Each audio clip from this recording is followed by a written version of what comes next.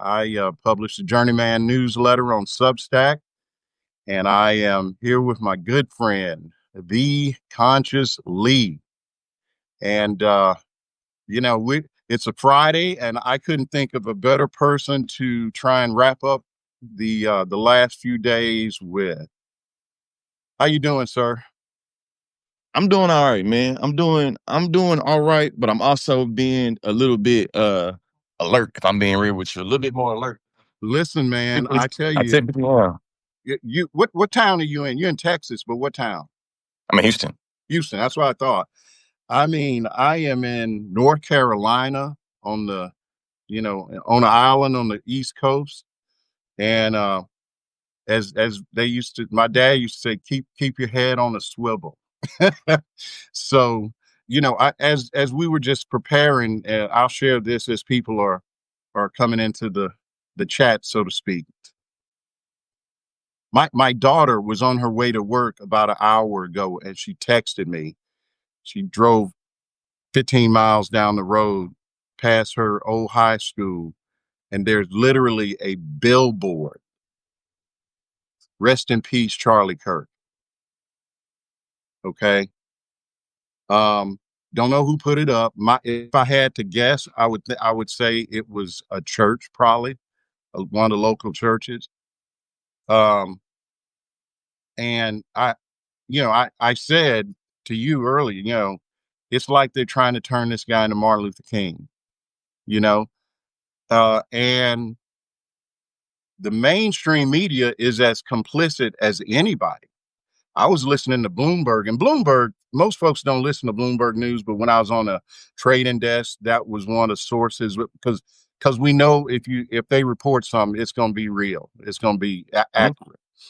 And they were talking about it from a business point of view, kind of not really taking a position. Well, and that's the reaction most people have. So let me just lay it out here for folks who don't know. In 2015, Turning Point USA, Charlie Kirk's, his nonprofit or 501c3 had revenue of $2 million. Yeah. Mhm. Last year, 84 million. Yeah. It's a lot of money, and hey, a lot of money. Man, And it's a man. and oh wait, and Big it's fact. and it's all like 99% donations. Money coming from folks like Foster Freeze, Donors Trust. I mean, these are big, dark money groups Sure. dumping money on this guy.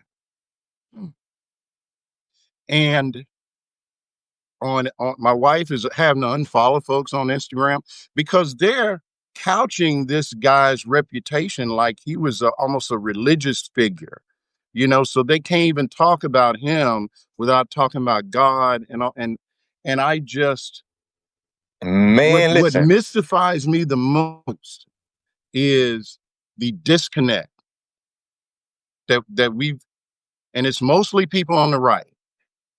I don't really know this phenomenon on the left. Now, this we, phenomenon on the left too, man. The but I'm not phenomenon on saying the it's left. not. I just don't encounter it to the degree where you got a guy, he's dumping on trans people, black folks. We don't, we don't have the brain capacity to fly a plane. All this racist. You definitely Oh, saying a lot of, but to me, though, listen though. all right. What you saying right now is very important. It's so important that we have to be very critical about how empathy and civility is being deployed specifically by folks on the left. We all have seen the highlight reels of all the dehumanizing, unethical, immoral shit that he said, and you still have individuals on our side of the aisle that wants to placate into politics of niceness or respectability politics and talking about his humanity and talking about not speaking ill will of the dead and talking about, and it's like, nah, peep game. Anytime a black person gets murdered, y'all will go pull out the D-Halls, y'all will pull out the tweet shot I don't like, you'll pull out every single way, you know what I'm saying, to justify that. And for liberals, y'all know when conservatives do that shit is bad. I don't understand why we have to now have so much space for his humanity, especially with folks on the left. I know on Twitter, on TikTok, on Instagram, on Facebook, I've seen liberals and some white leftists crying about Charlie Kirk, wanting to be revisionist to Charlie Kirk. Even think about this. Gavin Newsom was just being crowned as one of the leaders, goddamn, of the left. This man just got done writing on his profile that we should keep up the work of Charlie Kirk, that he wanted to have good debates and good faith. So we see that this right here to me is like the white psychopathology allows for even white people that we know that's bad be seen as being some type of good. You know what I'm saying? Even when it comes to people that are their ideological opposition. And that's the part that I think is really blowing my mind right now is that we got people so lost in the sauce of civility and that you want to be seen as being civil, that you're willing to ignore somebody that built the career off incivility. You want us to use humanity and empathy for somebody that was said, fuck empathy. And right now, what I'm seeing is that we have a lot of individuals trying to perform a certain level of civility to prove that humanity.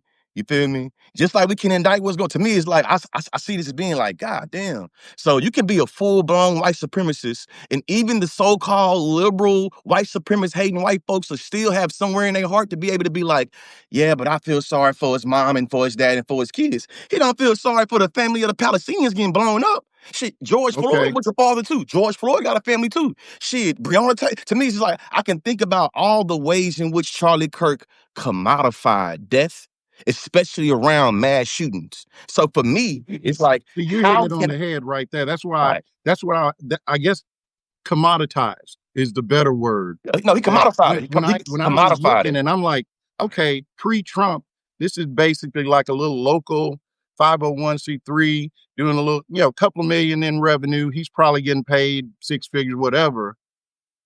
And last year, he's approaching $100 million. That's because a lot of people, like now that I'm seeing it, a lot of folks credit Charlie Kirk from being able to create a pipeline of youngsters to get into the right. So what I've Mm-hmm. seen is that Turning Point has over 800 different chapters across the universe. Across the nation. Mm-hmm. So over 800 chapters across the nation at different college campuses. And I just think about, God damn, man, when you were in college, you couldn't even keep the grades and probably wouldn't even be able to get through admissions process at all the universities you were speaking at. To me, it still spoke to like the transcendental nature of whiteness and white supremacy. Is that this man technically on an individual level was not qualified, Oh, but he listen, was able man, to I used to trivialize the qualifications of the most qualified Supreme Court justice? Crazy. listen. I was talking to my wife 15 minutes ago about how it was about this video that I had not seen until just a couple of days ago, where a young black woman is talking to him. It's at one of his events. She's got the mic and she's talking to him about George Floyd. And he's rationalizing why it was okay for Chauvin to have his knee on this guy's neck. Oh, good. And the woman, it's a kid. She's trying to make an argument. She's like, yeah, but this, yeah, but that. And my wife had seen it too, and she said the problem is at these universities, he's dealing with people that are ill-equipped to handle it. But then you look when he gets in these jubilee circles, okay, Or with the smart Cambridge. kids. Or I'm sorry. Cambridge. Or when he went to That Cambridge. was exactly where I was going. God. He went over to Cambridge and they thumped him. He was literally, this does not compute kind of thing. And that's the thing. These people tend to only go to audiences that they can handle, right? And it's like you said, look, I'm a college dropout. So no shade on the college dropouts, but No this shade. guy was Is it not showing how he he had was contradictions? he was not a very intelligent person, but he was smart enough to know how to butter his bread. Oh yeah, he was a hustler. I feel like I say one thing. I think he was a bad person. I think that he loved to engage in white supremacist Satanism. You know what I'm saying? I felt like he made a lot of bread off of playing in the anti-black dispositions and being a transphobe, transmissive. But I do think he had a hell of a hustle. Me learn. Hey, so you did this shit when you were 18. So when you was 18, you was already able to have the foresight of thinking about how can I create a pipeline to recruit young impressionable white boys and white girls to stay on the board of this right wing shit. Because technically, what happened was that when he started it, that was kind of still the height of gender pronouns, of Mm-hmm. critical race theory, of these different things we'll learn about. Not to placate into none of the conspiracy theories about people being taught critical race theory in the classroom, but thinking about that's what we was talking about. So what he did was he found a demand within the market and he supplied it. And because he was able to have over 800 chapters across the country at different universities, that's the reason why the Republican Party and dark money seen so much value in him. That's the reason why J.D. Vance is seen carrying his coffin. When his body arrived, we see I J.D. saw it. Vance. They didn't do that for that white woman. They got the Democrats. You was an elected official, an elected Hortman, I official. think, was her name in Michigan. I mean, this In woman got Minneapolis. killed in In her sleep, Minneapolis. No, her it's a woman in husband, and Minneapolis. their dog. And Not you only know that, what? it's another one that got popped. Hey, they didn't bring the flag to have mass. You Somebody know? asked Trump if he was going to call the governor of Minnesota, and he basically said, "What am I No, they don't call like him? them. What am I call him for?" I don't like them. Yeah. So So to me, it's like, man, it's just a lot of conservative contradictions, and to me, it's just a lot of liberalism too. Because being real with you is like neoliberalism sometimes can be defined as how we mobilize feelings and emotions, and then we're able to codify that in terms of like a political aesthetic. That's how I think about neoliberalism or neoliberalism. I think it's multiple ways to be able to understand sure. neoliberalism. But how I see it is that a lot of liberals are even saying that we like this general openness and acceptance allows for us to be open in acceptance to bullshit. Saying it's plain, accepting is plain. You feel me? That's the reason why Charlie Kirk would think he was being clever when he would be like, I'm finna debate this random person about white supremacy and racism. But if this random white black guy that's obviously on my side disagrees, he gonna say, now under your rules, you gotta listen to him. Are you gonna negate his personal experience? He's using the openness and the quote unquote inherent acceptance of liberalism to try to literally negate it. And for some people, that was rhetorically powerful enough. As somebody that come from a debate background, the way he was structuring his arguments was really bullshit, but it was rhetorically powerful enough to make individuals kind of buy into it. He was so lost in the sauce of his own Kool-Aid type shit. We seen that the South Park people made fun of him. You know what I'm saying? With the little Right. the Right. cartoon and the logic of what he said. So if abortion is legal, how come when a person kills a pregnant person, they get charged with 2 deaths? His logic that's so ironclad that it proves that life happens at inception, and that it proves it that if you kill a pregnant person, that you automatically get killed with two. I mean, you know what I'm saying? So like that sounds good to him. And somebody that debates is like, hey, bro, that's not how that works, and you don't understand body autonomy. Somebody else figuring out what they want to do with their body is not the same as being murdered by somebody with a gun. And you wild for saying that shit. You see what I'm saying? But the, but this is how he was able to appeal to so many different 18, 19-year-olds. We all Right. want to be seen as intellectuals. We all want to be seen as enlightened. Charlie Kirk was able to give people different arguments. You feel me? Able to give them Yeah, different he gave him the pseudo talking research. points. I Definitely believe that shit. talking points. Like you gave him talking points, and right now Donald Trump is capitulating to his audience because he want to make sure he keeps the support of these young white people. Yeah. Well, That's you what it know probably what? come down to. I mean, what this guy did, these events, yeah, they were debates, but they were also voter registration events. And I was Not only listening, that, it's just like to I me, was it's like listening that's right. yesterday. I guess he's from Arizona, and Oh, I he is? think, I know um, yes. Trump lost Arizona by what a few thousand votes or whatever, I ain't know um, that. in 2020, and won it by like almost 200,000 votes this past election. You know, He was born in Illinois. Kirk was. Yeah, born in Illinois. And being real is probably why he used to always use black people in Chicago as a speaking point to try to Oh well, yeah. disrupt all the things That's about kind of the gun go-to though, violence. right? Oh, yeah, for sure. DC, Chicago. Trump's going to Memphis now. It's almost like it's a pattern. So, man, I'm just saying this really just like what Charlie Kirk has showed me is that man, I already know it. I already knew it, but I think it's re-illustrating it for us all is that there are certain people's emotions and feelings that can always be mobilized. And there are certain histories and pasts that we should always forgive to recognize humanity and preserve that humanity. At the same time, it's certain people that we should always hold to the worst thing they did. And when they die, we should definitely bring it all up. So for me, it's just thinking about the selective moral outrage when it comes to respecting the dead and having respect for families and just thinking about, hey, this man. So for one individual that was able to use his multi-million, you know what I'm saying, people platform to disrespect millions of people's families that's being obliterated in Gaza and West Bank, being able to disrespect the millions of people's families that's been caught up in police violence.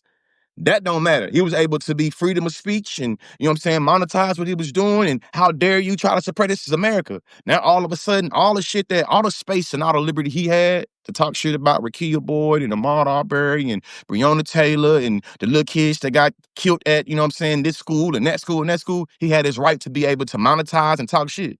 But now, you feel me, that he being put under the ground, all of a sudden you got to have more empathy for him in his death than he had for anybody when he was alive. It's like, Uh-oh. man, like we ain't See, got time for it. We ain't got time for listen, that shit. man, you just said something, and I don't want to just, go past it. You get some black person gets killed, even if they're famous. And everybody goes back to the worst thing that they did. But we're not doing that with Charlie Kirk. Nobody's saying uh, Cat got fired on MSNBC for doing it. Hey, Buddy got fired from an NFL job for putting on his own private Twitter what he wanted to put. So for me, it's like, hey, y'all supposed to be the free speech warriors. How in the hell is an individual using their free speech to talk shit about somebody died that was supposed to be a free speech warrior? It's like this shit all crazy. This shit It's all upside like, down, man. you feel me? And that's what I mean by liberalism. It's like, hey, peep game. Y'all trying to say it's about freedom of speech. This man got fired from an equipment job at the NFL team because he said, you feel me, guard your neck. This individual got fired from a so if a person on the left got murdered, I don't see Fox News firing anybody that worked for them for saying disparaging things about them in their death. I just don't see it. And that's what I mean by liberalism, where it's like, hey, now they're allowed to go rogue and say what they want to say, but they want to come up with these arbitrary standards they want to set for you because they believe you're supposed to be the pawn that's about, you're supposed to be, guys are open. You guys supposed to be against gun violence, and now you're celebrating gun violence. No, when chickens came home to roost, he said we got to have a couple of gun deaths to be able to keep our gun ownership. I I wrote the other day, I think it was on Blue Sky, that this is the personification of, if you live by the sword, you die by the sword. Oh I mean, God. this guy basically, like you said, he said we got to put up with these gun deaths in order to preserve the Second Amendment. And for him to go out this way, and look, let's not get it twisted. I ain't saying anybody should get shot. I'm saying this is what he said. Oh God. It don't matter. But to me, I feel like this the part I was saying though about like Yeah, neoliberalism. somebody just pointed out in the chat that he said executions ought to be televised. I think he also said children need to be made to watch them. Oh, it should be quick. Should be televised. That's what he said. This is, to me, it's just like he said a whole bunch of things that was obviously inhumane and that was despicable. Now people are using the inhumane, despicable words against him, and you saying you can't do it. Like, it's cool when y'all do it, but it's a problem when I do it. Yeah, but that's what we really see though. That's what's, to me, that's what's going on. And right now you have Donald Trump being able to use the death and the martyrism, quote unquote, of Charlie Kirk to be able to distract all of us from the shit that he's doing right now in status quo, trying to make sure we don't get the Epstein files, as well as what he's doing right now in status quo to try to manufacture public consent for this war he's trying to do with Venezuela. It's still their resources. So we see all around it's political theater. The political theater making us believe you cared about this kid. It ain't even that. We talking about a 31-year-old white man as a kid, as being a youngster. But I know goddamn 22-year-olds. Matter of fact, y'all treated what was his Tamir name? Rice. Tamir Rice. You treated Mike Brown as a full-blown adult. These was teenagers. So we even seeing how the media even use age. You took away this kid. He a kid. He got a wife and kids. So he a kid, he got a wife and kids, but you'll call a 17, 18-year-old Mike Brown, Trayvon Martin, Tamir Rice, they seen as adults. To me, man, it's a lot of foolishness going on in the game, and I ain't with it. And I'm just seeing, like, man, y'all got the game crazy. Y'all got the game crazy, man. Like, you seen him. You and your wife seen the video of him being like, he was already saying he couldn't breathe before he put the neck on there. He was overdosing on fentanyl. He It would be fucked up he if I say said the police Charlie were Kirk didn't get shot. allowed to do that. They're allowed to put their knee on somebody's neck. That's what he said to this woman. You know what I'm And saying? she I'm talking said, about he she's said like, well, crazy yeah, he shit. would have died anyway. He was on drugs. Black man, he said that it was a mistake. It was a mistake for us to pass the Civil Rights Act of '60 or some shit like that. Basically, it was a mistake for us to give all these for us to give all these rights to black people. And now he's been to Gavin Newsom, Donald Trump, JD Vance, a whole bunch of NFL players, a whole bunch of entertainers. It's just like, hey, you can talk about the humanistic experience of seeing somebody bleed like that without trying to have this romanticized, sanitized, revisionist way of talking about who he was and what he was. You can talk about the humanistic, you know what I'm saying, response of you seeing his life leave his body like that. I had the same experience. Like, damn, I wish I wouldn't have seen that. I ain't gonna be the same as seeing that. I think that I could, yeah, you know what I'm saying? Oh, But yeah, shit, yeah. saying now all of a sudden, you know what I mean, all this other shit. Because this is even even like this. He started this shit when he was like 18, this turning point shit. His wife openly decided to marry a racist. He was everything he believed, his wife already knew that. So now we supposed to see this white woman as a passive, this docile Jane that was just neutral and objective. That should just be, it's like, what are we talking about? Y'all, hey, listen. When a black person is murdered, y'all go find a mama, they daddy. Y'all gonna look at all the music they listen to on Apple Music. You see what I'm saying? And try to say, look at the culture. Who raised them? Look at the household. Look at what their baby mama was doing. That's what y'all do. So for me, it's just crazy that the white people get privilege of just being seen as individuals that's not seen as being a manifestation of the culture of the home. You see what I'm saying? This woman decided to marry somebody that said that black people are unqualified to fly planes. I He just got there doing the said video when real he fast, real fast, real gets fast. on Some a real fast. bro, he Some said when he not only gets that, not on a only that. plane and sees the pilot is black, he gets nervous.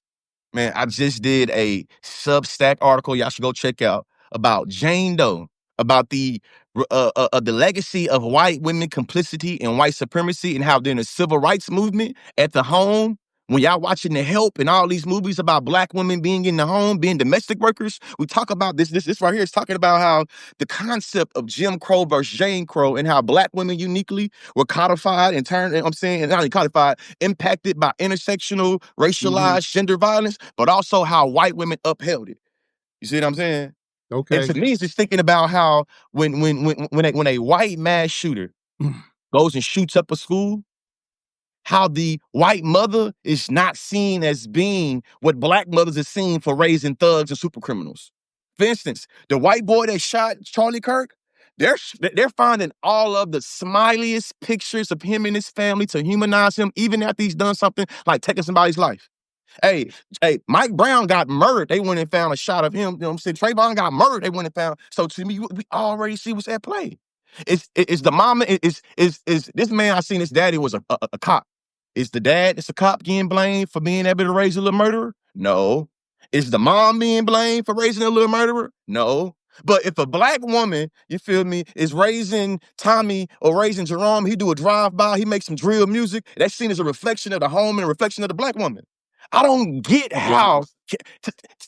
Am I and lying? I'm gonna tell Am you, I I lying, just Marlon? Am before I I lying, got Marlon? on, I was listening, because they had this news conference, and the guy said that that apparently he killed Charlie Kirk now, and he just went on home and I guess Man, I acting ain't in buying none of normal. that shit though. I And ain't his gonna lie to dad you. saw the picture and said, "That look like you. Was that you?" And He said, yeah, "Yeah, it come was on, me." man. Come This on, is the man. FBI or whoever was describing this. He says the dad is like, "Well, you got to turn yourself in." Pardon me, kids. Well, I'd rather kill myself. So they go to a pastor, not to the police station. They go to a pastor, and I guess the pastor convinces him he's got to turn himself in. Hey, man, I'm talking about. But Listen, man. he Like, walked in alive. You know. Now that's the story that they just said in the press hey, conference. but what I want to be able to know. So, what experience does this young 22-year-old has that Well, he can? they said he had gotten more political. I don't care You about none see of where his they're going. You politics at see this where they're point. going with it, though. Not only this, nah, but so before we get to that, before we even get to that, there's some things of this story that has to make sense to me before I even get to the ideology. To me, that's like it's a sequencing thing, and that's like step 3. The first thing I need to figure out, I want to know is what does this young 22-year-old experienced have to make it where he was able to use a firearm 200 miles away, 200 feet away, 200, whatever y'all say away, Yards away from distance. You through feel a me? 200 crowd, yards away, that was able to pop this man in his neck in a perfect, precise point. Like, carotid artery. so he's been practicing firearms with his dad. Whoa, with a 30-06. See, I don't know enough about guns, but I know to know, I like, know my nah, dad man, had ain't a no 30 regular. 6, right? It's a long distance weapon. It's you can hit a telephone pole at 500 feet or yards with a 30-06. But he had put a scope on it, apparently. Check Come me on, if I'm man. wrong, but that's what I heard. Come on, So man. this is a bolt action. This isn't like a sniper rifle, right? I mean, don't get me wrong, it's for shooting somebody or shooting something at a long distance. But my thing is this guy shot this guy through a crowd, is what Man, they're I'm talking saying. about what? So Damn, I'm anyway, smart, man. there's something. I'm hearing people saying that, well, John H just hit it on the mark. If you're a hunter, you know, you're shooting deer at 200 yards. I'm not saying none of this is possible. I'm saying I want a verified explanation for what experience he has with dealing with firearms that gave him the experience in the position to make that cut. I'm not saying it's not possible. I'm saying I want to know specifically, this 22-year-old, what do you do? What have you done in your life that allows for you to do this? Because right now, shit, this ain't adding up. Especially because as a younger black man, you feel me? I'm 34, so I know this nigga's way younger, but just thinking about, hey, we criminalized young black boys being able to have that much experience and that much proximity to firearms. So if a young black boy commits gun violence, we're going to figure out a way to trivialize the mere gun ownership of that young boy.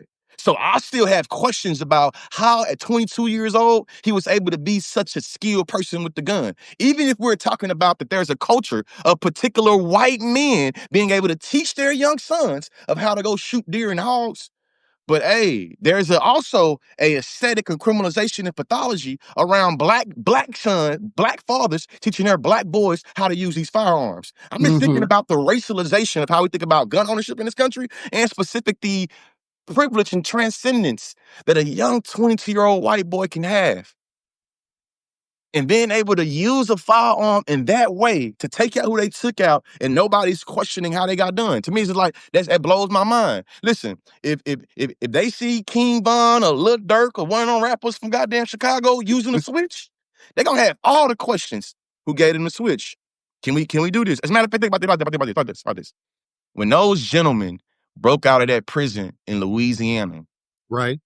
and they went to their family members after they broke out of jail, if their family member said, Louisiana Police Department, New Orleans Police Department, I wasn't harboring this fugitive. I was trying to convince them to turn themselves in. They didn't want to do it. So I was going to take them to Pastor, and me and Pastor was going to talk to him to get him in.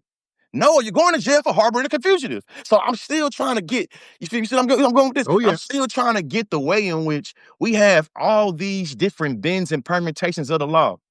You see what I'm saying?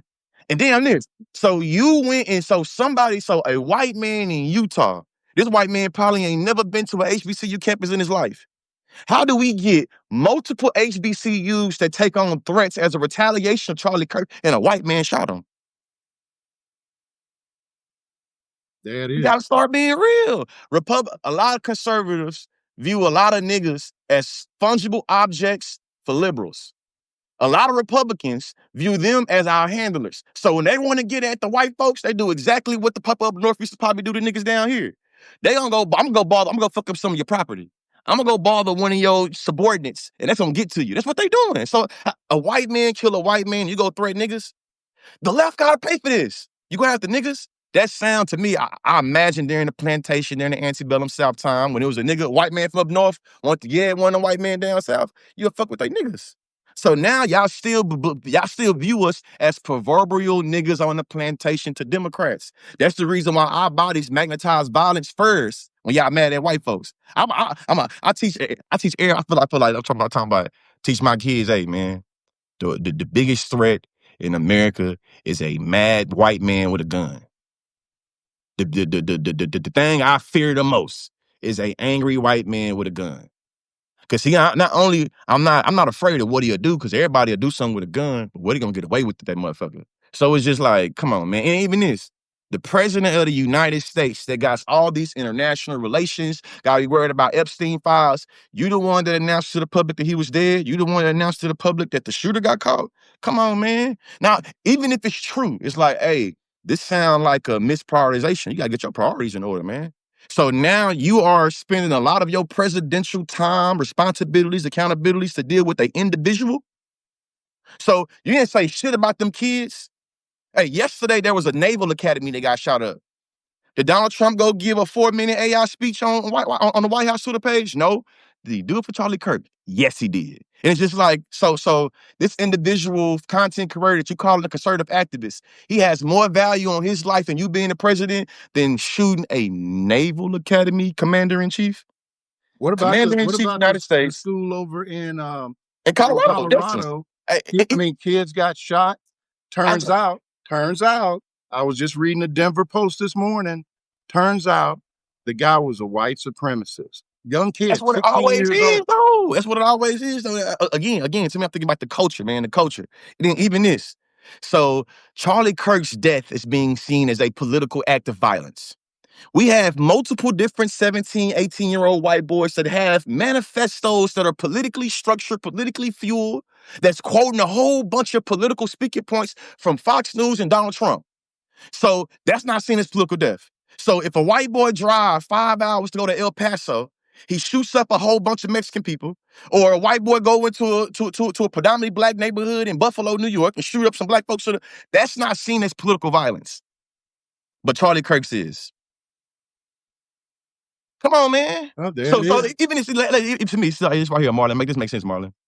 So the right is crowning him as an activist and as this godly figure for what he did for the youth, for what he did for conservative youth. At the same time, he advocated and justifies conservative youth dying in the name of guns. The same day he's murdered, the person that you're crowning as being the activist and the leader of the youth, there are youth that's killed the same day. And somehow the leader of the youth's death is able to outweigh the multiple people that was injured. I think it's injured. I'm gonna make sure I'm not misspeaking. You feel Right. me? I think, But yeah, it's I makes think this they're in injured. the Nobody hospital. died, but it's still like he posted. The guy who did it shot himself. See what I'm saying? But even then, though, it's like okay. So yesterday was 9/11, and the Naval Academy got shot up, and multiple people was victims. Dude, they still Let me tell they you, still dude, I memorializing. didn't even know this. I'm hearing this for the first time. Telling you, Now, man. Talking granted, I about will say, 9/11, I kind of shut it down a little bit. I was in New York on 9/11, but the combination of 9/11 and the Charlie Kirk, I just kind of took a mental health day, as they say, right? But so I assume that's why I missed the Naval Academy. yeah, But it was a, then, you just have to take a step back, right? And folks are like, is this a watershed moment? You know? to me, even shit like that, it's like, man, in the most non-insensitive way. Niggas get shot every day, B. So for me, it's like, hey, if you're now saying that there is a war going on because this white man has shed blood, how about all the other niggas that shed blood in the name of somebody taking up some manifesto? But also, so when this extreme right conservative went to 2 different Democratic elected officials in the city of Minneapolis with the idea to murder them, he successfully murdered one of them, and he had a long list of other Democrats that was written. That wasn't seen as political violence. Donald Trump didn't It speak on wasn't it. even Fox News worthy of didn't speak lowering on the it. flag, bro. You see what I'm saying? So to me, it's like, We didn't even lower the flag for this lady. Maybe I'm sure they did in Minnesota. but But still, it's like, come on, think about man. it like this. We're talking about potentially a double murder of politicians. That didn't stay in the news cycle a week. Folks didn't cry either. Folks, I'm talking about at their home. at their home, knocked on the door, knocked it on, he ding dong, like talking about, come on, man, like that's crazy. And it's just like, if we only view war as starting when white folks start being hurt and everybody else being hurt and killed, that to me, that shows you how we mobilize certain people's feelings, emotions, how certain people's humanity is always seen as being inherently political and inherently valuable, while others people's is seen as being inherently invaluable. It's like, hey, some people are just surviving, some people are just existing. If you existing, you know what I'm saying? Shit, we see how they do you. If you're just an existent, you know what I mean? They'll justify your death. It won't be seen as nothing. As a matter of fact, you can go to business as usual. Business as usual. You feel me? Crazy white man go shoots up a mosque, not political acts. Business as usual. Hey, all lives matter, right? All acts of violence is bad, right? To me, it's like, hey, man, just shit, man. Shit, man.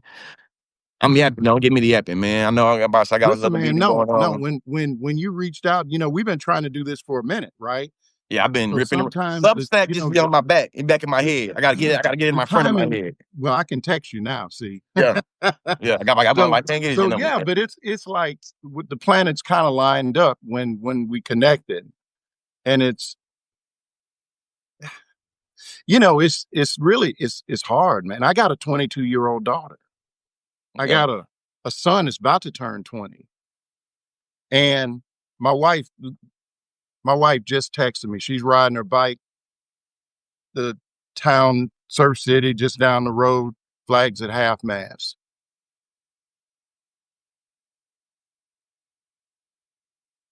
It ain't 9/11. See, yesterday, we're thinking, oh, well, it's probably 9/11.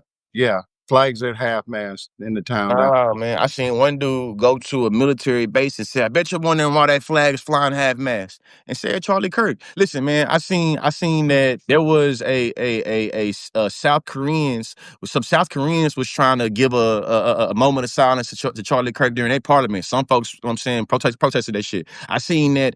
I think the Green Bay Packers having the game, they having a moment of silence for Charlie Kirk. See what I'm saying? So it's like, but what happens to me, what's showing is that our Man, I society is have to so tell you, polarized. I quit the NFL before capping it. So Hey, you know I what I wouldn't mean? even know.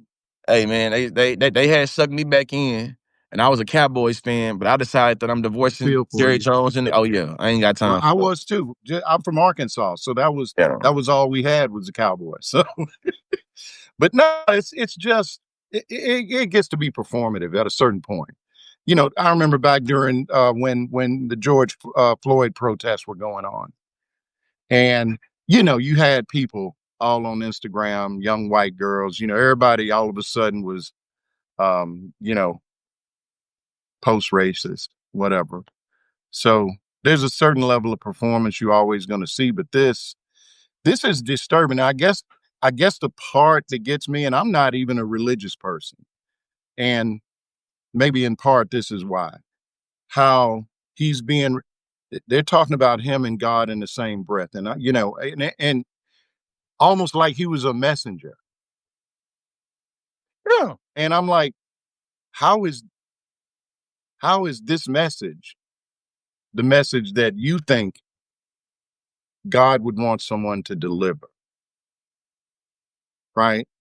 And yeah, I'll be honest, I'm a little surprised because I did not recognize him in such that they had such high regard. But I think you hit on it though. This guy's he equals votes. Come on, man. Hey, I He seen equals something even votes. saying that. Somebody even saying that Donald Trump's presidency is owed in a lot of by part to Charlie Kirk and to Elon Musk. I These heard two someone say, individuals actually, had a I big heard somebody ask on a interview if not for Charlie Kirk, would Trump be president right now? And the person they were talking to said no, he wouldn't, because this guy mobilized this youth vote in such a way, white youth mostly, that and that is why you just look at the response, like you said earlier. He's trying to lock down, he's trying to lock down that what is it? How many chapters? 800 chapters. So Over 800. I think I seen 850. Turning Point has 850 chapters across the country in different universities, and that's how he was able to mobilize so many youngsters. That's also how he was able to open up this pipeline. His team was so good that they were able to always manipulate different debates and manipulate different clips to show his audience these clicks. These clicks is trying to appeal to moral authority and appeal to emotional authority in ways that allow for him to be able to appeal to so many different youngsters. I went to Texas A&M University to one of his rallies. You know what I'm saying? I was there, you feel me, and seen it. And I'm born and raised in Bryan College Station. You know what I mean? Okay. So when I get to Texas A&M, I'm seeing like, God damn, this is almost bringing out as many people as the A&M game would. And A&M got like a cult like Oh following yeah. leadership. Yeah. Like, hey, A&M can go 5-7. I've They can been go to a 3 A&M game. and Yeah. 11, and they gonna be packed out. Hey, listen, he had every generation. It looked like a Beyonce concert. People get mad when I say that, but like at this Charlie Kirk rally or this Charlie Kirk little tour stop at Texas A&M, he had Gen Z, Gen X, millennials, baby boomers. I even seen a couple of old folks like that was like silent generation. Like you might be born in the 1930s. Damn, you made it here. I'm talking about. Listen, it was a full blown. It was so much that the original building that Charlie Kirk had it booked at, they moved the building to a bigger building, sold more tickets, oversold those tickets, and people still couldn't get in. I'm Mm. talking about it was a sea of red hats. Grandmas, uncles, aunties, nieces, nephews, sons, moms, dads. It was literally being real. It's to me, it was like a Klan rally. Like a Klan Wow. rally, you know what I'm saying? And something too as crazy as that. I thought that Substack was probably like one of the most left-leaning. I still feel that way for the most part. But I learned about this dude that's also on Substack, this white man. His name something. I gotta look at it, you know what I'm saying, look at my text messages. But I got a video of him and being like, hey, so all y'all everywhere. Y'all dominate media. Y'all Oh, try to listen, say, man. Substack, you can control your feed where you don't see these people, but they'll find you. I got a it looks almost like it's AI generated. Last night I posted a video of Angela Davis back in the 60s talking about violence and the violence that they had to put up with, right? She raised in Alabama, Birmingham, I think. Knew one of the four little girls that got blown up in the church. So she's talking about that. And I guess the reason I posted it was because of all the takes that folks rationalize in Charlie Kirk, right? yeah. And dude, somebody wrote like an essay in my comments, and it had all the hits talking about talking about you know um, um, just everything, dude. How well black folks owned slaves too. It wasn't even a slavery thing, right? And so uh, reparations, just everything, all the tropes, right? That was on Substack. All right, listen, dude named Christopher Rufo. Oh yeah, yeah, Chris yeah, Rufo. yeah. Chris Rufo, I just learned about him yesterday. This is what he said. You know what I'm saying? Devastating Charlie Kirk did it all the right way. He made the argument, he built the movement, he helped win the votes. He was also quickly staffing the administration, not for fame or for money, but because he wanted us to see we're entering a dark time in America. Rest Wait, in whoa, peace. not for fame and money. Not only you say not for fame and money, the podcast episode I listened to, this dude, Christopher Rufo, everything he's wanted to happen from banning critical race theory Well, that was his to, thing. He's the guy that came hey, up with the approach. he the one. He the one. Yeah, Christopher yeah. Rufo, you feel me? Like, you know what I'm saying? Once I seen he had a Substack, that shit blew my mind. Like, oh, you on Substack? I thought Substack was a little, you feel me? The left version of truth.com. No, no, no, No, no. man. Listen, No, no, these no. guys. Well, that's a different conversation for a different day. But yeah, I And Substack. Buddy got over 100,000 subs on Oh yeah. on his mug. You feel me? Well, Like yeah. what? Substack. A couple of years ago, they kind of had it was a little bit of a crisis because they don't moderate anything, right? First time I got called the N word online was the day after Trump won the last election on Substack. Christopher Okay. Rufo. So yeah, it's but you know, all of these platforms have the same vulnerability, right? Um, you know, I would imagine that for all the and you know, I get my share incoming, but I'm sure women get it like to the 100th power online, you know. So I just kind of take it and roll. I block them and just keep it moving. Yeah, man. Well, man, look, this has been a very I don't even know the right word. I guess I just needed to kind of get myself centered a little bit, and just, you know, talk to somebody I knew was going to keep it real. And also, I enjoy, I'm in my late 60s. So I don't know how old you are, but I want to get 34. okay. So I want to get a perspective from somebody, you know, removed from the folks I talk to every day who tend to Yeah. be older than me even, you know. So that was why I thought it would be really important for us to have this conversation. The other thing, and I just, you know, I'll let you speak to this. When things like this happen,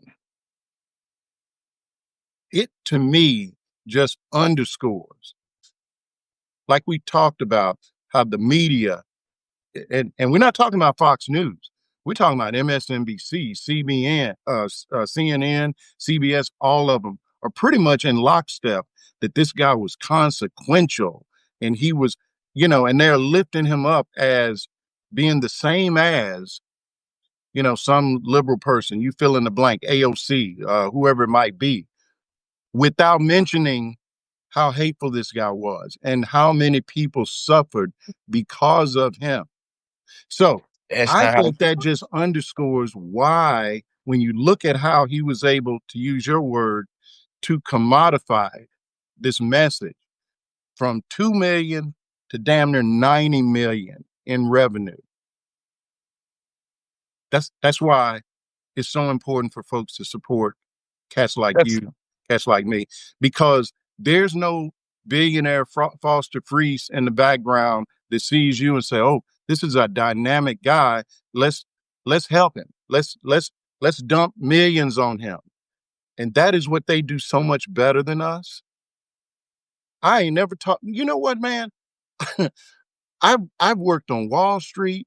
I'm out here writing about the economy in ways from a black perspective. And I'm not saying I'm special. I just don't know anybody else black that's doing that.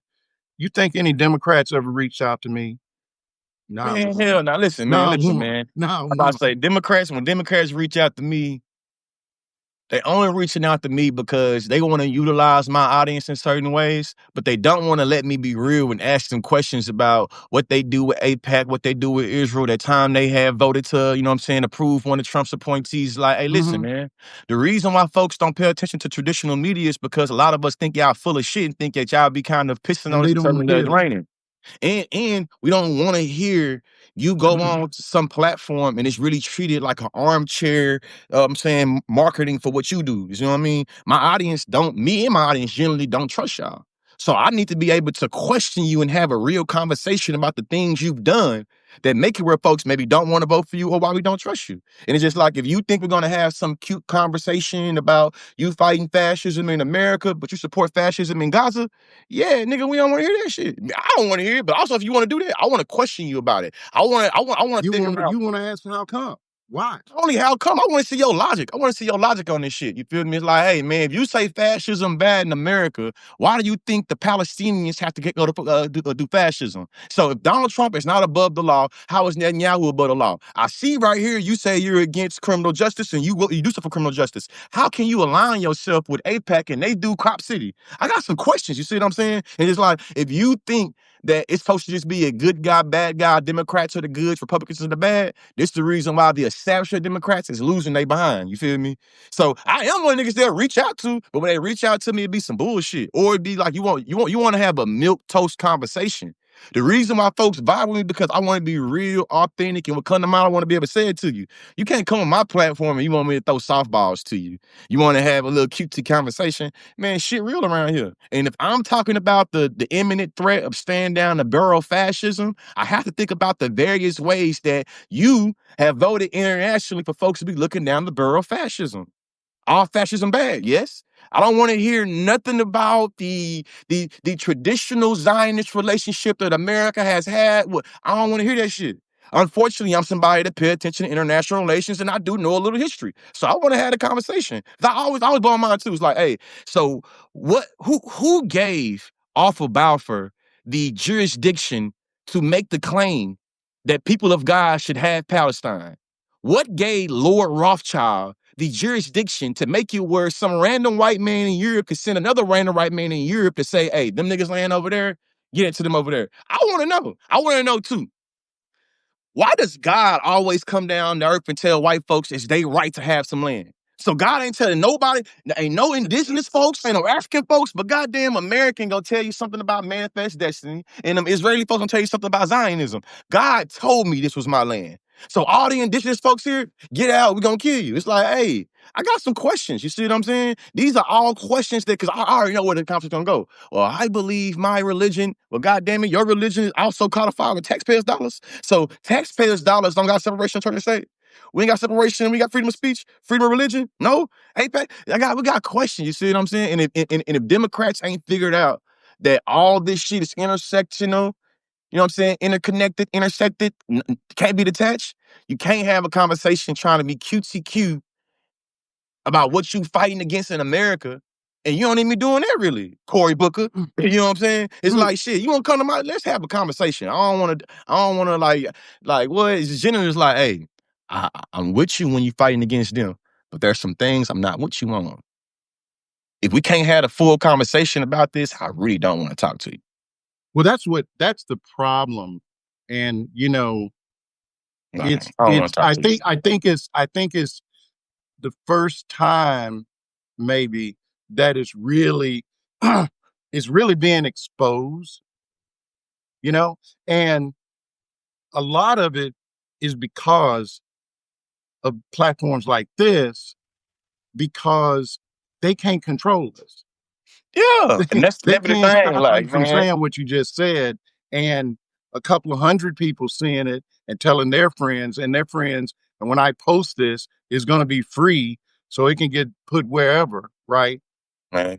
And that is why you see people like AOC, Mom Donnie, they're trying their best to marginalize these people. I wrote something about a month ago talking about, and this was an article in the Wall Street Journal talking about AOC raising more money than anybody in Congress, even the speaker. And it's not coming from PACs. It's not dark money. It's just folks, 10, 15, $20.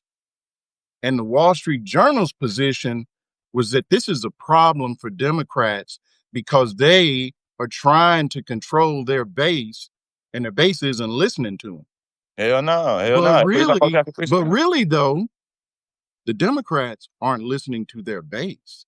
Man, Is listen, what's up. none of these politicians is listening to their base. They're all pledging allegiance to their corporate donors, and they're all pledging allegiance to all their lobbyists.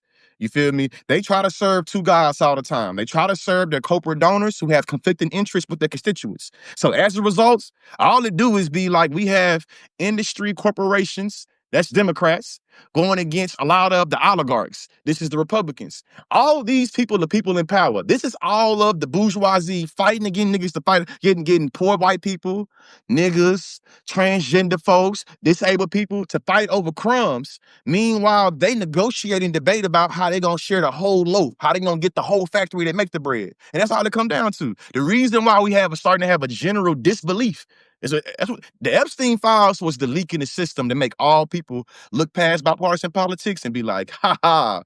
So you motherfuckers been playing Wrestle WWF in front of us. Meanwhile, y'all really cool. Like to me, Donald Trump showed that. Man, you got pictures with Hillary Clinton, you got pictures with George Bush. Y'all all been buddy buddy. Y'all playing political theater with us while y'all allow for your corporations that have different industries, different interests to really just go to the highest bidder. To me, I always think about it like this.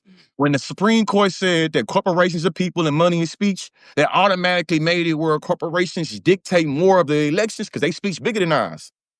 Money is speech, they speech bigger than ours. Yep, they You see what I'm screaming saying? and we over here whispering. What? Man, we ain't saying shit. All we doing down here is being ants. We being ants. We being stepped on. We ain't got no voice. We being ants. Our language is not understood by them up there. You feel me? We got Mm-hmm. our little talking about this. This what we dealing with. That's the reason why Democrats and Republicans and bipartisan politics is starting to fall. Being real with you, to me, international relationship is about how a lot of global north, first world nation states are able to keep the power amongst themselves and able to play diplomacy. A lot of people on the ground, people in Nepal, people in France, people in America, we starting to get pissed off and starting to see it for what it is. The Epstein files was that. That was a leak in the system. Some people are arguing that it's not ironic that Charlie Kirk started talking about holding everybody accountable for the Epstein files and he got popped a little bit afterwards. I'm not making conspiracy theories, but it's something I seen on the internet. I'm just saying I seen it. I'm not saying I I believe saw it, that but too. I saw I it. saw that. I saw it. You know what I'm saying? I saw that. So it's just like shit. Just hey, man. Once you have the general public not fighting with each other and being weird at everybody in public, I mean, in power, that's what happened. Think about it. Nepal fucked around and they had two different parties. That's what I read. They had two different Yep. parties. They got so greedy, they brought the parties together and had one party. If they would have kept two parties and had people divided on red or blue or whatever the ideology distinctions is, they would still be in power. They fucked around and became a common enemy, and everybody, all the citizens of Nepal was like, this what y'all doing? Y'all got Christmas trees with designer shoes and we can't even eat? Burn that shit down. And right now, shit, they need us fighting, man. That's it. Epstein files and the Epstein files in Israel is the only two things that these folks agree on. They disagree on everything else. When I seen that as somebody that's built their following on TikTok, like, hold on. I've been making TikToks for my whole TikTok career, but how y'all don't agree on nothing? The first time in my TikTok career y'all agreeing is when y'all seeing y'all want to ban TikTok for national security when actuality got everything to do with Israel. God damn. How come y'all can't have this solidarity with each other when it comes to raising minimum wage or getting all Americans, Republicans, either one I don't like, I think racist, getting them some free healthcare? You can't do that. But y'all can agree on getting Israel billions of dollars and they can give their people free healthcare and free education. Oh, I got it. Y'all can't agree on nothing. Come on, man. You can't agree on nothing? So you can't, when it comes to the American citizens getting a better value of life, politics, we ain't got the budget, all this bullshit. But let Netanyahu come over here. It's for part of mine too. So Putin, they got a international warrant out for his arrest. Right. All America felt like Putin better abide by that shit. See what I'm saying? Netanyahu come over here. All of a sudden, it's quiet. You know what I mean? You had some liberals that was cool with Netanyahu coming over here, but then when Trump started sitting with Putin, all of a sudden, war criminals. That So do is. all war criminals matter? Only ones that, and that's what I'm saying though, in terms of like the politicization of civility and the politicization of empathy is something that I think that I'm gonna like probably gonna do me a whole lecture on. I'm gonna do a lecture on it and I'm gonna write a paper about it. Fuck it. Political empathy and civility is what we are fighting at right now. What we all identifying is how civility is weaponized against people and how empathy is weaponized against people. These folks thought empathy was bankrupt for everybody else, but they got to have unadulterated, unconditional empathy for them. Civility is like, hey, you have argued your entire career that we are incivil. You've doubled down on us being incivil. Now you want us to perform a level of civility you said we never had. You said that we were subjects that couldn't even have the capacity to be empathetic. That's what you said. Now that you've passed your mama and your daddy and your family and the conservatives that platform you for saying that we don't have empathy and empathy is bad. Now y'all want to berate us and chastise us for not having empathy for you? Free Palestine, free Congo. I hope that the George Floyd's family that had to see them making fun of him and calling him crackhead, they went and found an old porno of George Floyd. George Floyd died and they went and found a porno of this man. They didn't care about his family. They didn't care about his daughters. I'm from Bryan, Texas. I'm from the west side of Bryan, Texas. George Floyd got a kid that live in my neighborhood. That's from my neighborhood. They Okay. didn't give a damn about him.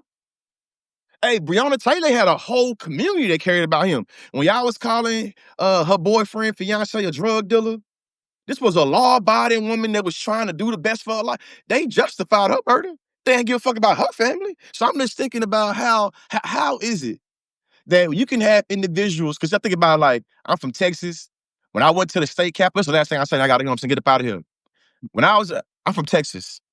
In Texas, patriotism is as God as football is. When I go to the state capitol in Texas and I see the romanticization and the sanitization of Confederate soldiers in the Confederate Army at the United States federal government Texas state capitol, Mm-hmm. I sit with how empathy and civility is always used to codify white supremacy, to literally cuddle it.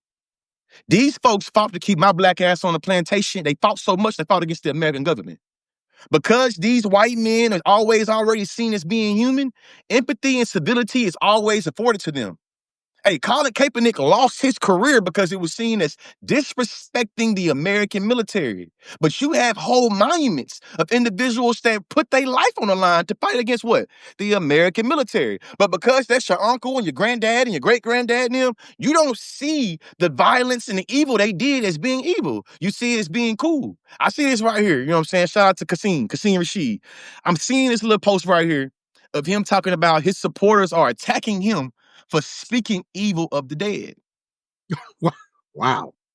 I'm about to go literally make me a refrigerator video. Open my refrigerator, say something, close it. Literally, I'm thinking about how I say it. It's like, how can you accuse somebody of speaking evil of the dead for just repeating the What evil they shit the said. person said? There it is. Be consciously. Man, But I hope we gave some folks something to think definitely, man. about. Subscribe, follow. I do a Wednesday. If you enjoyed any part of this, on Wednesday nights, I do a weekly live stream called Research Over Me Search, where I try to drop as many jewels and cover everything that's going on. I say everything. I cover things that's going on, and I provide some type of academic research with statistics that you can then go check, catch you a newsletter on and touch on and get everything that I mentioned in the video. And I And feel like I folks should on go here, slow, but yeah. I'm not the conscious Lee. Ah. I'm just the journeyman. 9 p.m. But Central. you know 9 what? p.m. Central, y'all. For people that say in the comment section, 9 p.m. Central, Wednesday nights. Tap in with me. Bring your popcorn. You know what I'm saying? I have different guests. You know, we getting it in. Check it out.